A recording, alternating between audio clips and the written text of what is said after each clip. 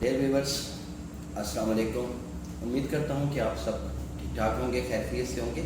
अच्छा, आज का जो मेरा वीडियो बनाने का जो पर्पज़ है दैट इज़ अबाउट कि जी जैसे कि मैंने कल भी डिस्कस किया था आप नाज़रीन कराम से कि जो बीमारी है उसको कैसे आपने देखना है और पेशेंट जब आपके पास आता है तो उसको डायग्नोज कैसे करना है। एक्चुअली मेरा जो वे ऑफ ट्रीटमेंट है on the base of to catch the root of disease care, ठीक है ना, कि बीमारी की जड़ पकड़ के करना है। उसमें पैथोलॉजिकल इन्वेस्टिगेशन, पेशेंट की फिजिकल एग्जामिनेशन, ये सब कंबाइन होता है। उसकी बीएमआई, उसका बॉडी मास इंडेक्स, उसका वेट, उसकी प्रॉपर एक रीडिंग जो होती है डॉक्टर के पास जब आ जाता है, तो उसके बाद फिर उस पर डिपेंड करता है कि डॉक्टर कैसे उसको डायग्नोज करता है, कैसे उसको ट्रीट करता है। तो डियर व्यूअर्स, मैं आपको ये पता चलूँ कि ये चैनल आपके इंफॉर्मेशन के लिए बनाया क्या है कि डायग्नोसिंग और इंफॉर्मेशन जो भी हो गया उससे रिलेटेड, तो काइंडली आप मज़ीद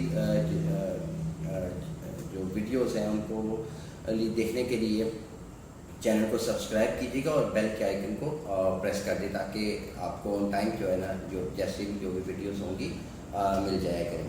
तो यहाँ पे डियर व्यूअर्स, मैं आपको ये बताता चलूँ कि जो मेरा जो वे ऑफ ट्रीटमेंट, जैसा कि मैं पहले भी बता चुका हूँ कि on the base of to catch the root of disease की तरफ है। तो यहाँ पर मैं आपको एक पेशेंट तो बहुत सारे हैं, बेनतहा रिपोर्ट्स हैं काफ़ी सारे, तो मैं आपको एक मेन मैंने कहा चलो आपसे एक डिस्कस करता हूँ कि एक पेशेंट आया है तो उसके साथ हमने कैसे किया और क्या मेडिसिन दी और किस लेवल पे जाकर उसको ट्रीट किया, तो वहाँ पे अल्हम्दुलिल्लाह वो ठीक हो गया। तो यहाँ की हम केस देखेंगे, काफ़ी सारे केस हैं, ठीक है। और यहाँ पे हम देखते हैं जी, अच्छा ये डाइजेस्टिव डिसऑर्डर क्या है जिसकी वजह से उसको जो स्वीट इचिंग है, ठीक है। ये याद रखिएगा डियर व्यूअर्स के कोई भी ऐसा पेशेंट जो स्किन प्रॉब्लम्स में आ जाता है कि स्किन के अगर पेशेंट आएगा कोई भी, तो याद रखिएगा कि ज़रूरी नहीं है कि वो स्कैबिकल इचिंग हो या आर्टिकेरिया हो या किसी और वजह से हो। उसमें आपने डाइजेस्टिव को भी देखना है, मेटाबॉलिक सिस्टम को देखना है कि आया डाइजेस्टिव डिसऑर्डर की वजह से तो नहीं है स्किन की प्रॉब्लम, लाइक इचिंग और स्किन ऑयली टाइप की और रफ सी भी होती है उसमें, और स्किन का जो शेड है, कलर जो है ना वो चेंज हो जाता है। 3 शेडेड स्किन होती है, 3 शेडेड स्किन होती है जो डाइजेस्टिव डिसऑर्डर के पेशेंट होती हैं। बाइलोरेबन बढ़ रहा होता है वहाँ पे, ज़ाहिर बात है वहाँ पे कोलेस्ट्रॉल भी बड़े होते हैं, तो ट्राइग्लिसराइड भी बड़ा होता है। तो हमने हर चीज़ को देखना होता है, एक एक चीज़ को देखना है क्योंकि आपने बीमारी की जड़ की तरफ जाना है। तो यहाँ पे ये बता चलूँ कि ये एक पेशेंट आपसे डिस्कस करते चलें। हाँ, ये रहा। तो यहाँ पे ये जो पेशेंट है इसके बारे में मैं आपको डियर व्यूअर्स बताऊँगा कि ये जो पेशेंट है एज इसकी थी 62 ईयर्स। जब इसका फिर इसमें मेन चीज़ थी इसकी जो ब्लड प्रेशर था, जब मेरे पास आया था तो दैट वाज 172/112, मतलब 172/112, और पल्स वाज 115 पल्स थी। और इसमें जो इसके जो BSR थी, ब्लड शुगर रैंडम जो थी, दैट वाज 382 mg/dl। और इसको जब मैंने देखा तो उसमें फिर इसकी जो पैथोलॉजिकल इन्वेस्टिगेशंस के लिए इसको मेडिसिन देखी, इसका फिजिकल स्ट्रक्चर देखा, मतलब थोड़ा सा ग्रोलिंग स्टमक की जो इंडिकेशन, जैसे कि मैंने बताया कि growling and bloating stomach digestive disorder को इंडिकेट करता है कि जब आपका लीवर ग्रेड 1 की फैटी लिवर हो, और इसके अलावा ये ग्रेड 1 इनिशियल भी हो सकता है, उसके बाद 2 भी हो सकता है, ठीक है। लेकिन मेन चीज़ है कि फैटी लीवर के साथ ही सेकंड जो आपका जो पेट वगैरह पे चर्बी वगैरह बनती है। तो यहाँ पे जो मेन है डियर व्यूअर्स के वो इस पेशेंट का एज थी 62 ईयर्स, ब्लड प्रेशर था इसका 172/112 और पल्स वाज 115, ठीक है। तो इसको फिर मैंने जो वेट इसका किया था वो था, इसका वेट इस पेशेंट का था 91.5 kg, ठीक है। अब यहाँ पर हम इस पेशेंट को देख रहे हैं कि अगर हम BMI देखते हैं तो BMI के अकॉर्डिंगली इसको देख रहे हैं कि हाइट, ठीक है, 5.6, ठीक है, और हाइट के साथ हम देख रहे हैं कि एज इसकी है 60 ईयर। तो ब्लड प्रेशर है वो है 172/112, पल्स 115, और इसके बाद इसका जो 91.5 kg। तो एज और इसके वेट के हिसाब से इसका वेट बहुत थोड़ा ज़्यादा है, ठीक है। अब क्योंकि 91.5 kg इज़ टू मच, तकरीबन 78-80 इतना ठीक रहता है, और मतलब थोड़ा सा कम भी हो सकता है, लेकिन यहाँ पे क्योंकि स्वेलिंग थी इस पेशेंट की, इसमें इन्फेक्शन थी अंदर, ब्लड में भी काफ़ी, और डाइजेस्टिव डिसऑर्डर था। कैसे मैंने इसको डायग्नोज किया आपको भी बताता हूँ। अच्छा डियर व्यूअर्स, मैंने फिर इसको जब टेस्ट एडवाइस किए तो ये याद रखिएगा कि जो आपके पास डॉक्टर्स के पास एक टेस्ट होता है, पैथोलॉजिकल इन्वेस्टिगेशंस होती हैं। तो पैथोलॉजिकल इन्वेस्टिगेशंस में जो आपके पास मेन चीज़ होती है कि जी आपने टेस्ट एडवाइस कैसे करना है। नंबर एक कि आया उसमें पेशेंट को लिए कंफर्टेबल रहे और पेशेंट पे बोझ ना पड़े फिनेंशियली हिसाब से, क्योंकि ये मेरे ख्याल से जो मेरा जो थॉट्स हैं या जो मैं जो सोचता हूँ उसमें ये सोचता हूँ कि जो एक तो हो गया जो मैंने अपनी वीडियो में बताया था कि इंसान के एहसास, जज्बात, फीलिंग्स, इमोशंस भी, ये भी मुकाफात अमल का हिस्सा होता है। जब हम इस तरह की फील्ड में या बैठ जाते हैं या कोई भी, तो जब हमने ओथ्स लिए होते हैं तो उसको अगर हम अपने ख्वाहिशात के लिए नाजायज़ अगर हम उसको इस्तेमाल करेंगे, उसमें ये होता है कि ये भी मुकाफात अमल में आ जाता है। तो जो पैथोलॉजिकल इन्वेस्टिगेशन है उसको टॉप प्रायोरिटी बेसिस पे जो भी लैब आपको अच्छी मिले उससे आप अपना ब्लड ले लें या क्रॉस वेरीफाई करवाएं 2-3 लैब से, जहाँ से अच्छा रिजल्ट मिले और आपको नॉलेज में हो कि ये एग्जैक्ट है, गुड है, उनसे बात की जाए कि जी मुझे प्रैक्टिशनर डिस्काउंट चाहिए, मेरे पेशेंट्स के लिए प्रैक्टिशनर डिस्काउंट चाहिए, ना कि प्रैक्टिशनर जो है ना उसमें मुझे परसेंटेज का एडजस्ट की जाए। ये जनरल एक मैंने सिर्फ एक आपको बताया। इसके अलावा द अदर थिंग ये बता चलूँ कि इस पेशेंट को जो हमने डायग्नोज किया मैंने, तो इसको इसी तरह CBCs वगैरह इसको एडवाइस की, ESR एडवाइस किया, lefty lipids profile HbA1c advice किया, और क्योंकि इसका RE हमारे पास कम आया, मल्टीपल हमने दिया, RE भी करवाई, यूरिन RE वगैरह। इसके अलावा हमने इसका सीरम इलेक्ट्रोलाइट्स वगैरह और RFTs, urea, uric acid, creatinine वगैरह भी करवा लिए। अब यहाँ पर जो मेरे पास सामने जो इसकी आई वो यहाँ पे थी कि इसका ब्लड प्रेशर था, क्योंकि 172, 112, पल्स 115, तो ये पल्स भी बहुत ज़्यादा थी और ब्लड प्रेशर भी काफ़ी ज़्यादा था। और इसको फिर हमने जब BSR इसकी 382 mg पर DL आ रही है, ब्लड शुगर रैंडम, तो इसको फिर हमने जब एडवाइस किया तो इसका H पाइलोरी पॉजिटिव आया था, ना सिर्फ ब्लड में बल्कि स्टूल में भी H पाइलोरी इसका पॉजिटिव आया था। और इसके अलावा फिर CBCs इसका और प्लस ESR में, ESR इसका रेट्रोसाइड प्रोटीन जो कि हमारी बॉडी में इन्फेक्शन को इंडिकेट करता है, वो ज़्यादा था। और इसमें फिर HB इसका थोड़ा सा कम था, ज़्यादा कम नहीं था। RBCs ठीक थे और वाइट सेल थोड़े से ज़्यादा थे। TLC याद रखिएगा डियर व्यूअर्स के TLC total leucocyte white cell जब भी इंक्रीज होते हैं तो ये आपके इंटरनल या बॉडी के इन्फेक्शन को इंडिकेट कर रहे होते हैं और ऑटोइम्यून डिजीज़ को भी इंडिकेट करते हैं। टाइफाइड का होना या स्ट्रेस का भी वजह से भी इंक्रीज होते हैं। तो ये याद रखिएगा कि हमने इसको रूट की तरफ जाना है। और हमारे पास क्योंकि पेशेंट का स्केच आ गया था, इसके बाद ये बता चलूँ कि इसका जो लिपिड्स प्रोफाइल था उसमें जो इसके कोलेस्ट्रॉल थे वो इंक्रीज थे और ट्राइग्लिसराइड भी जो थी वो इंक्रीज थी। और इसके फिर हमने इसको जो HbA1c जो इसकी टेस्ट करवाई थी दैट वाज 7.8। अब यहाँ पर हमने इसको पेशेंट को ले लिया, तो पेशेंट को लेने के बाद इसको हमने देखा कि इसकी टेस्ट आ गए। अब हमने देखना था कि रूट कहाँ पे, रूट इसका देख रहे थे जबकि ग्रोलिंग स्टोमिक थी और इसका क्योंकि और मेन चीज़ मैं आपको बताता हूँ डियर व्यूअर्स कि उसको एक साइड जो उसकी राइट साइड है वो उसको पैरालिसिस हुआ हुआ था, एक अटैक, फालिज का अटैक था, हाथ यूँ था और पाँव चल नहीं सकता। तो फर्स्ट टाइम जब ये आया तो मेरी कोशिश ये होती है कि पेशेंट को मैं अपने OPD चैम्बर में जब बुलाता हूँ तो कोशिश करता हूँ कि चल कर आएँ या कोई सहारे के साथ आएँ, बट थोड़ी सी स्टेप ले और ऊपर आए मेरे पास। और बहुत ज़्यादा कोई नहीं वॉक कर सकता है, पेशेंट नहीं चल सकता, तो चलो नीचे मैं उसको चेक कर लेता हूँ, अदरवाइज OPD चैम्बर में ऊपर आके तो पेशेंट मैं देखता हूँ।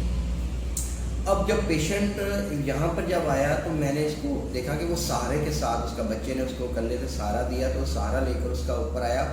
ऊपर आने के बाद 15 मिनट उसको मैंने बैठाया ताकि उसकी पल्स और उसकी जो भी उसकी है वो नॉर्मल हो जाए, ताकि ब्लड प्रेशर, क्योंकि स्टेप्स जाहिर बात है जब स्टेप्स चढ़ेंगे तो उसका नॉर्मल होता है। एक और बात डियर व्यूअर्स मैं आपको बताना चलूँ कि जब भी आपके पास कोई पेशेंट आता है तो उसको 10 से 15 मिनट के लिए बैठाएं, उसके बाद उसका ब्लड प्रेशर चेक करें। मैं वजह आपको बताता हूँ कि फॉर एग्जांपल अगर 2 किलोमीटर के डिस्टेंस से एक पेशेंट आपके पास आ रहा है क्लिनिक पे, राइट, रास्ते में अगर बाइक पे आ रहा है तो रास्ते में डस्ट होगी, रॉन्ग साइड ओवरटेक होगा, रक्षण होगा, कोई भी चीज़ ऐसी हो सकती है, तो उसकी वजह से उसका मोड ऑफ बिहेवियर स्विच करेगा। मतलब जब मूड उसका स्विंग्स होगा या मोड ऑफ बिहेवियर स्विच होगा तो उसका एग्रेसिव बिहेवियर होगा। माइट भी पॉसिबल कि उसका ब्लड प्रेशर हाई ना होता हो, बट जब आपके पास आया है तो हो सकता है कि उसके साथ कोई इंसिडेंट हुआ और डस्ट वगैरह पड़ी हो, तो वहाँ पे उसका या कोई भी वजह हो सकती है, तो यहाँ पर उसका मूड ऑफ बिहेवियर एग्रेसिव की वजह से उसका थोड़ा सा ब्लड प्रेशर बढ़ गया।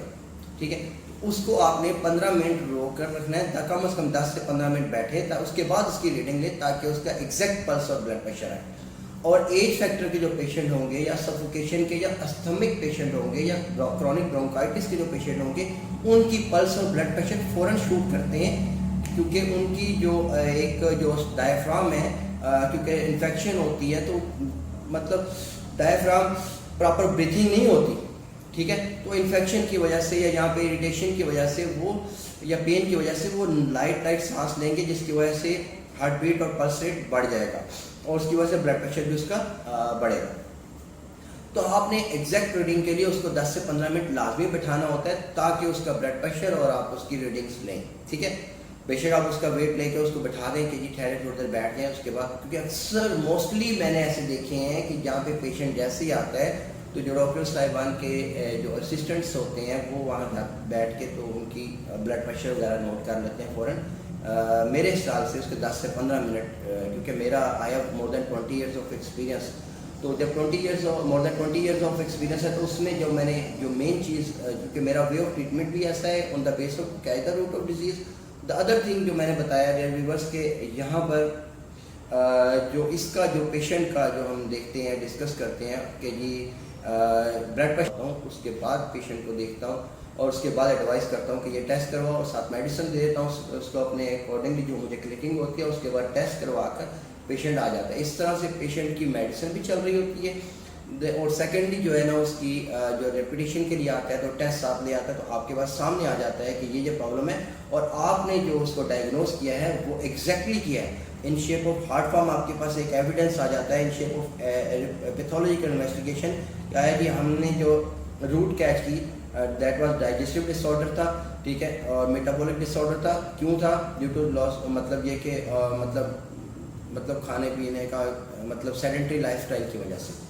तो यहाँ पर फिर हम जब इसमें देखते हैं कि ये क्या है, कहाँ पे कैसे ठीक हुआ, तो डेयर व्यूवर्स मैं आपको ये बताता चलूँ कि जब मैं, क्योंकि ये क्रॉनिक डिजीज़ में आता है, तो क्रॉनिक डिजीज़ में मतलब ये कि अप्रॉक्सीमेटली 24 to 26 डेज़ की जो है ना मेडिसिन उनको 24 to 26 डेज़ की उनको जाता हूँ, ताकि पेशेंट के ऊपर मतलब चीप रहे और एक्सपेंसिव ना रहे, तो रहे और पेशेंट अफोर्डेबल भी हो और उसके लिए अफोर्डेबल भी हो, और मतलब ये कि उसका कोर्स एक चलता रहता है। तो 24 to 26 डेज़ अप्रॉक्सीमेटली मेडिसिन जो है ना उसकी जाती है। अब उसको मैंने नेचुरलिटी की तरफ, क्योंकि मेरा वे ऑफ ट्रीटमेंट जैसे है उसके अकॉर्डिंगली मैंने फिर जो परहेज सख्त होता है उसमें मैं इलाज बिल ग़ज़ा की तरफ मोटिवेट करता हूँ। क्या करता हूँ कि इलाज बिल ग़ज़ा की तरफ मोटिवेट करता हूँ। जब इलाज बिल ग़ज़ा की तरफ मोटिवेट करता हूँ तो उसमें मेरा जो डाइट प्लान होता है, उसके मेटाबॉलिक सिस्टम, उसकी पैथोलॉजिकल इन्वेस्टिगेशन उसके अकॉर्डिंगली ही होता है। अगर उसका यूरिक एसिड या यूरिया या क्रिएटिनिन इंक्रीज होगा तो उसको उसी के अकॉर्डिंग होगा। अगर उसका मेटाबॉलिक डिस्टर्ब है तो वहाँ पे देखना है कि वहाँ पे प्रॉब्लम क्या है। जब उसके कोलेस्ट्रॉल भी बढ़े हुए हैं, डाइजेस्टिव चौक है, उसका HbA1c 7.8 है और जो उसका BSR है 382 mg/dl है। तो जब 382 mg/dl है तो उसको फिर मैंने देखना है कि कैसे उसको रिकवर करना है, क्योंकि मैंने उसकी रूट पकड़नी है, उसको मेडिसिन देनी है, अल्लाह रब्बुल इज़्ज़त ने उसको शिफा देनी है। तो जब मेरे पास आया ये पेशेंट, तो मैंने इसको जब मेडिसिन दी तो अल्हम्दुलिल्लाह मेडिसिन लेके चला गया। उसके बाद रिपोर्ट लेकर आया, साथ में डॉक्टर साहब काफ़ी फ़र्क पड़ा है। दोबारा रीडिंग ली तो दोबारा रीडिंग में भी काफ़ी अच्छी बेहतरी थी। तो उसमें फिर उस नेक्स्ट टाइम जो सेकंड रेपिटेशन में आया तो डेयर व्यूअर्स बहुत ही ज़बरदस्त बात ये बताऊँ कि जिस पेशेंट 62 ईयर्स एज है और इसको पैरालाइटिक अटैक हुआ है, ठीक है, फालिज का, और यकीन माने कि ये पेशेंट जो सहारे से फर्स्ट टाइम आया था सीढ़ी चढ़कर, वो मेरे जो OPD चैम्बर में बगैर सहारे के, मतलब ये कि स्टेयर वो जो साइड पे जो पाइप लगा होता है उसी को पकड़कर आया। सहारा मतलब बच्चे के कंधे के साथ या उस पर सपोर्ट लेकर ऊपर नहीं था आया, खुद ही चल कर आया था। स्लो आया था, बट उसने कहा डॉक्टर साहब काफ़ी रिकवरी हुई है। उसको मैंने कंटिन्यू करवाया, टेस्ट जब दिखाया तो ये था, उसके बाद उसका डाइट प्लान बनाया, परहेज बताकर, साथ ही मैंने उसको मेडिसिन एडवाइस कर दी और भी। तो वहाँ पे जो मेडिसिन जो है ना मेरी मदर टेंशन में क्योंकि यूज़ करता हूँ और साथ क्योंकि कंपैरेटिवली ट्रीट कर रहा हूँ, तो वहाँ पे बेनिफिशियल न्यूट्रिशनल इंग्रेडिएंट जो होते हैं ना उसको मैं रिकमेंड कर दिया। इसकी पालक, आलू, चावल, बीफ और ब्रायलर चिकन, ये इसको मैंने बंद कर दिया। स्पाइसी चीज़ें, लाल मिर्चें, सब कुछ बंद, दाल माश बंद, ठीक है। और जो फूल गोभी है वो भी बंद कर दिया क्योंकि इसका डाइजेस्टिव डिसऑर्डर। अब ये बता चलूँ कि अल्हम्दुलिल्लाह उसके बाद इसकी जो शुगर है, अब स्टिल इसकी शुगर 123 जो BSR है रैंडम, जो BSR जो इसकी रैंडम है वो 123 mg/dl आ रही है। और ब्लड प्रेशर अल्हम्दुलिल्लाह इसका 124/81 है, मतलब 124/80 समझ लें आप। और पल्स माशाल्लाह इसकी 78 है। तो ये एक, जब भी डियर व्यूअर्स, जब आप इस किस्म के जब क्रॉनिक पेशेंट्स आते हैं, बहुत एक उम्मीद लेकर हमारे पास आते हैं क्योंकि कहते हैं कि डॉक्टर साहब को सुना है, हमने इनका प्रोग्राम देखते हैं, FM पे इनका प्रोग्राम सुना है, काफ़ी पेशेंट ठीक हुए हैं। तो इनको फिर होता है कि ये चले ट्रीटमेंट के लिए जब आते हैं तो हमने देखना है कि इनकी कंफर्टेबिलिटी पे कंप्रोमाइज़ ना किया जाए। इनको जो हमने पैथोलॉजिकली जो इन्वेस्टिगेशंस करनी है, देनी है, एडवाइस करनी है, वो भी टॉप प्रायोरिटी बेसिस पे हो। सेकेंडली जो इसमें मेन चीज़ हमने इनको देखनी है कि इनको परहेज़ का बताना है। अब मज़े की बात है कि ये पेशेंट क्यों ठीक हुए, एक तो डायग्नोजिंग मेडिसिन, दूसरा ये कि वो पेशेंट खुद मुस्तकिल मिजाज था। ऐसे पेशेंट डियर व्यूअर्स आते हैं जो कि डॉक्टर के कंधे पर ही हाथ रखते हैं, कहते हैं डॉक्टर का कंधा ही हम इस्तेमाल करें कि मेडिसिन दे दिया बस ठीक है, हमने परहेज प्रूव नहीं करना, हमने बस इसी तरह ही जो है ना बस मेडिसिन खाओ और अपना वो सेडेंटरी लाइफस्टाइल में जो नहीं। जो मुस्तकिल मिजाज पेशेंट होगा वो परहेज को फॉलो करेगा। जब आपके पास नेक्स्ट टाइम पे आएगा और आपने जो उसको रूट पकड़कर जो मेडिसिन दी है और मतलब उसकी जड़ की तरफ जाकर, तो वहाँ पे रिजल्ट मिलेगा आपको इंशाल्लाह ताला। और रिजल्ट जब मिलेगा तो समझ लें कि पेशेंट ने रूटीन में रखा है। अगर उसमें रिजल्ट नहीं मिल रहा तो समझ लें कि वहाँ पे उसका अभी भी परहेज की तरफ नहीं जा रहा। क्रॉस चेक उसका जो शुगर का ग्राफ होता है उसका डेली बेसिस पे होता है, मतलब BSF भी, फास्टिंग भी इसकी शुगर होती है। फिर रैंडमली 2 घंटे के नाश्ता करने के 2 घंटे के बाद, फिर रात को खाना खाने के बाद जो है इसकी भी 2 घंटे बाद भी शुगर इसकी चेक होती है आपकी। और ये एक आप में BP और शुगर का एक चार्ट बनाना होता है 1 महीने के लिए। उसके बाद अल्हम्दुलिल्लाह आपकी रिकवरी सामने रिजल्ट आ जाएगा। लेकिन परहेज मस्ट है डियर व्यूअर्स, परहेज मस्ट है। तो परहेज यहाँ पर करेंगे। देखिए अब चावल है, चावल आपकी शुगर लेवल को बढ़ाता है। और इसके अलावा जो आलू है वो भी आपकी शुगर लेवल को बढ़ाता है। और जो फूल गोभी जो मैंने मना की और दाल माश मना की, वो डाइजेस्टिव डिसऑर्डर था क्योंकि ग्रोलिंग स्टमक था, ग्रोलिंग स्टमक। तो ग्रोलिंग स्टमक में जब गैस होती है तो वो कार्डियक अरेस्ट की तरफ जाता है, गैस्ट्रल्जिया। ये याद रखिएगा डियर व्यूअर्स के सेनाइल एज का पेशेंट हो, बूढ़ा हो या डिजेनरेशन प्रोसेस अप टू 40 हो, अगर उसकी ग्रोलिंग स्टमक की इंडिकेशन है मतलब उभरा हुआ पेट होगा और उसको डाइजेस्टिव डिसऑर्डर की वजह से सीवियर गैस्ट्रिक बैक होगा या गैस्ट्रल्जिया को फेस कर होगा। गैस्ट्रल्जिया एक गैस बाउल होता है, मतलब जो कि उसको हम गैस्ट्रोलजिया मतलब गैस का दर्द होता है। ज़रूरी नहीं है कि आपके पेट से रिलेटेड हो, पेट में ही हो, वो गैस्ट्रोलजिया आपके एवेपोरेशन हो के आपके सर में भी होगा। गैस्ट्रिक हेडेक होती है, कॉमन है गैस्ट्रिक हेडेक, एक टेंसिव हेडेक है, एक गैस्ट्रिक हेडेक है। मोस्ट कॉमन जो है ना गैस्ट्रिक हेडेक है। तो यहाँ पर जब हम इसको गैस्ट्रिक हेडेक को देख रहे हैं तो वो जब एक जैसे हम बलून को थोड़ा सा फुला के जो दबाते हैं तो उसी तरह ही बाहर को निकल जाता है। सेम जब स्टोमिक गैस बैक करती है तो यहाँ पे बेंड आ रहा है तो वो यूं बलून आपका जो स्टोमिक है यहाँ पे ऊपर को उभरेगा और जो आपका दिल है, जो एपेक्स है उसको भी दबाएगा और आपका जो डायफ्राम स्टर्नम है उसको भी प्रॉपर, ये जो ब्रीथिंग है ना सांस के लिए प्रॉब्लम करेगा। तो फिर आपकी जो डायफ्राम का जो आपकी डाइजेशन जो कैसी हो जाएगी जब डाइजेस्टिव का प्रॉब्लम होगा, गैस्ट्रिक होगा, ये शॉर्ट। ये जब आपका नॉर्मल होगा तो कैसा होगा, ये नॉर्मल है हमारी ब्रीथिंग, ठीक है। जब अब नॉर्मल होगा तो ये कोई प्रॉब्लम की वजह से क्या होगा, शॉर्ट। तो इसमें क्या होगा कि आपके जो हार्ट के जो मसल्स हैं जहाँ पे SA node AB node spark होता है तो हार्ट बीट वजूद में आती है, तो वहाँ पे जो हार्ट के जो मसल्स हैं जो उसकी मूवमेंट के लिए होता है, तो उसको जब ऑक्सीजन की सप्लाई नहीं होगी तो वहाँ पे कार्डियक अरेस्ट का वॉइस बनेगा, जिसकी वजह से कि फालिज का अटैक आता है। और शुगर की वजह से भी मोस्टली फालिज का अटैक आता है। ये याद रखिएगा कि ये लोअर एक्सट्रीमिटी जब पैरालाइज हो जाएं तो उसमें टाइफाइड की इन्वॉल्वमेंट भी होती है, और काफ़ी हम हर तरह से उसको मतलब देखते हैं आप, क्योंकि कोविड के बाद आप blood culture and sensitive test करवाते हैं, BCS करवाते हैं, हम एडवाइस करते हैं।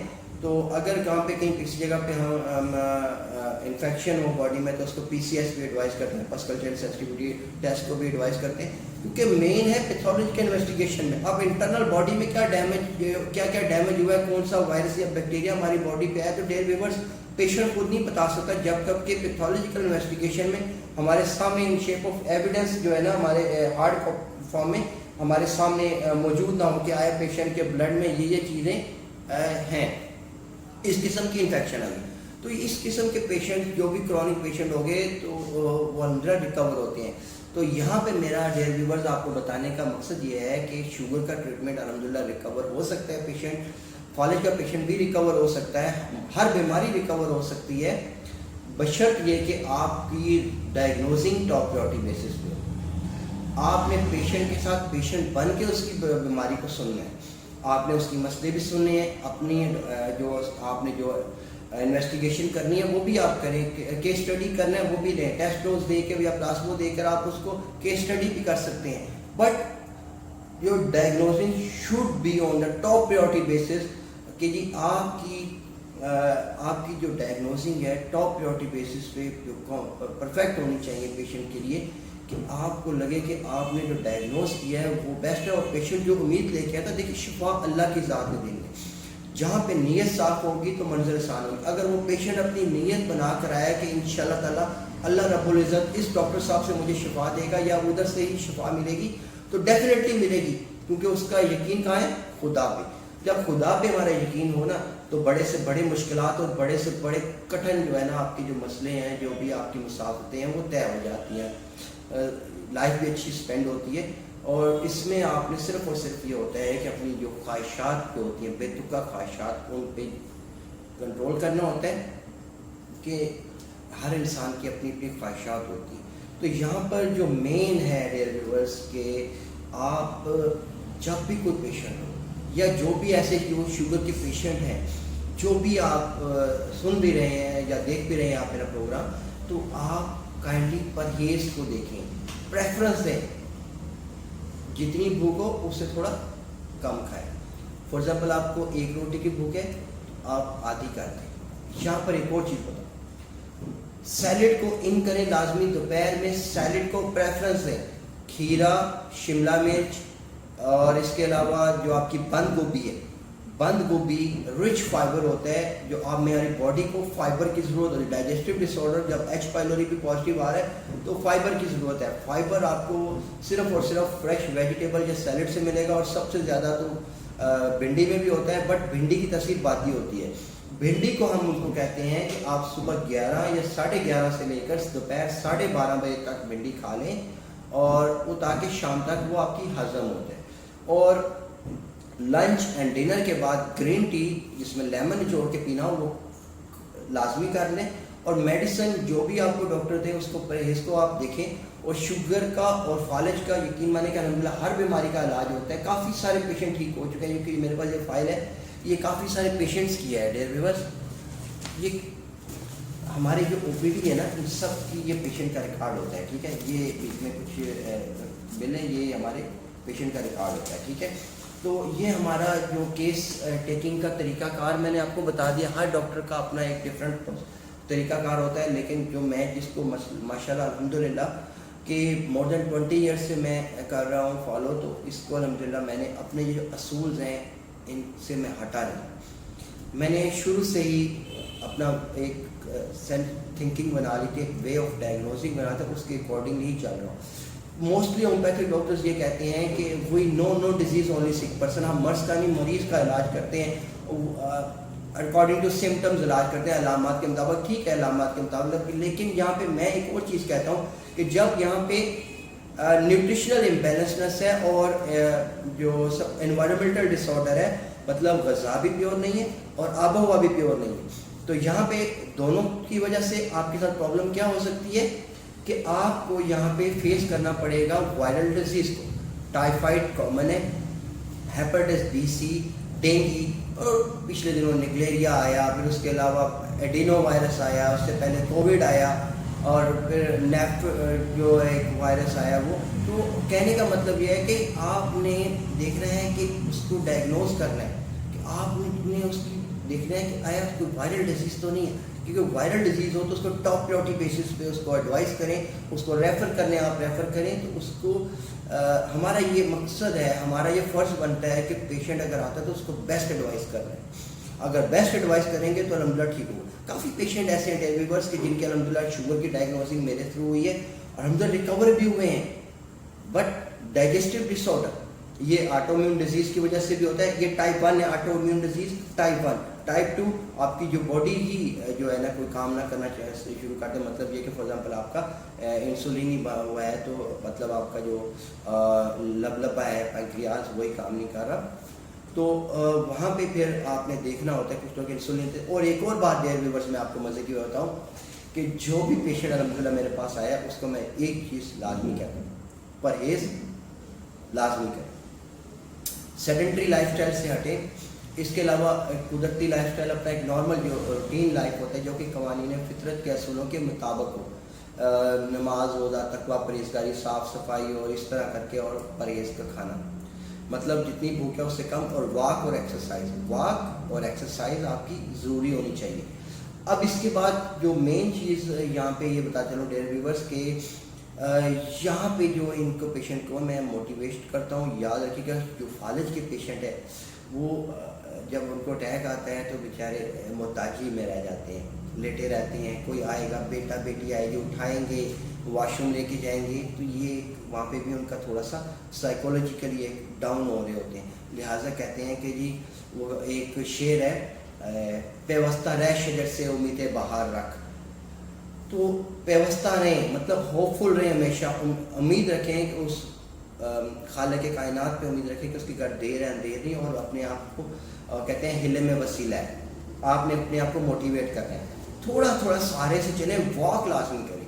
आपकी कैलोरीज यूटिलाइज होंगी, कैलोरीज बर्न होंगी, तो आप खाना खाएंगे। याद रखिएगा डेयर व्यूअर्स कि आपने अगर कोई काम नहीं कर रहे, खाना खाते हैं, सुबह नाश्ता किया, चाय पी, पराठा खाया, बड़ा जो चीज़ खाया भी मिलती है आपने खाई, दोपहर को फिर आपने लंच किया और रात को डिनर किया, शाम को आपने फिर चाय पी ली, दोस्तों यार से आउटिंग वगैरह भी होगी या फैमिली गेट टुगेदर। जो बता दूँ कि आपने वॉक एक्सरसाइज नहीं की तो आपकी कैलोरी स्टोर है, तो आपने जब उसके और ज़्यादा खा ले तो ओवर ईटिंग, तो वो डाइजेस्टिव डिसऑर्डर आपको इंडिकेशन आएंगी शेप ऑफ हार्ट बर्न और बेल्चिंग डिकारों की शक्ल में और एक एसिडिटी की शक्ल में आपको इंडिकेशंस आएंगी। बट आप उसको भी इग्नोर करोगे तो वो फिर आपके लिए उसका नेक्स्ट स्टेज क्या होगा कि आपको वॉमिटिंग हो सकती है, सफोकेशन हो सकती है, आपका ब्लड प्रेशर बढ़ेगा, कॉन्स्टिपेशन की तरफ जाओगे, डायरिया डायसेंट्री की तरफ जाओगे। तो मेन चीज़ है आप उनको एक रूटीन लाइफ की तरफ, एक जो सेडेंट्री लाइफस्टाइल से हटकर कुदरती जो हमारा क़वानीन फितरत के असूलों के मुताबिक लाइफस्टाइल होता है उसमें जाना है आपने। और मेन चीज़ है कि आपने परहेज़ की तरफ देखना है और वॉक एक्सरसाइज को प्रेफरेंस देनी है। इंशाल्लाह नेक्स्ट फिर प्रोग्राम में हम इंशाल्लाह फिर मुख्तलिफ किसी डिजीज़ पे डिस्कस करेंगे। इसी के साथ डेयर व्यूअर्स अपने मेहमान डॉक्टर मोहम्मद सनफी को इजाज़त दीजिएगा। अल्लाह हाफिज़, अल्लाह ने के बाद।